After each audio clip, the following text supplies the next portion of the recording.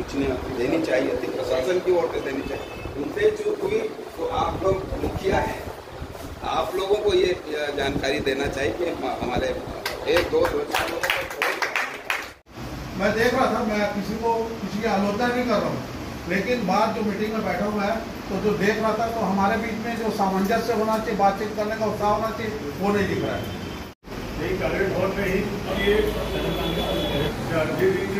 आदरणीय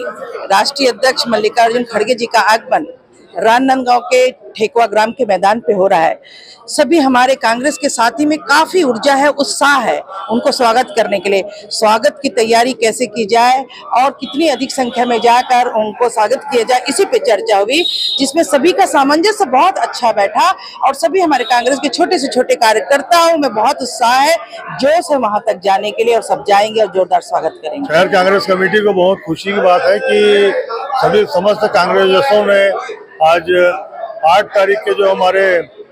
सम्मानित राष्ट्रीय अध्यक्ष मल्लिकार्जुन खड़गे जी आ रहे हैं, जो कि ग्राम ककरेल में आ रहे हैं राजनांदगांव में, और उनके आगमन की तैयारियों पर आज यहां पर बैठक रखी गई थी, जिसमें बैठक में सभी वरिष्ठों ने, ब्लॉक अध्यक्षों ने, सभी संगठन के सांघिक प्रकोष्ठ और समस्त सदनों ने उनके स्वागत की तैयारियों के बाबत चर्चा कर निर्णय लिए हैं। और उसके साथ साथ में 7 तारीख के भारत जोड़ो आंदोलन की जो आदरणीय राहुल गांधी जी ने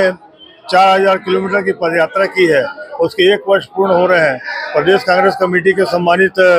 अध्यक्ष दीपक बैद जी के निर्देशानुसार हमें 8 तारीख की तैयारियों को आज निर्णय लिया आदरणीय राष्ट्रीय अध्यक्ष जी के आगमन का। उसके साथ साथ प्रदेश अध्यक्ष के आदेशानुसार हमने 7 तारीख के भारत जोड़ो आंदोलन के 1 वर्ष पूर्ण होने पर यहाँ पर रैली निकालने का निर्णय लिया। और उसके साथ साथ में आज शिक्षक दिवस है, तो शिक्षकों को भी आज समस्त कांग्रेस जनों ने आज यहाँ पर बधाइयाँ दी।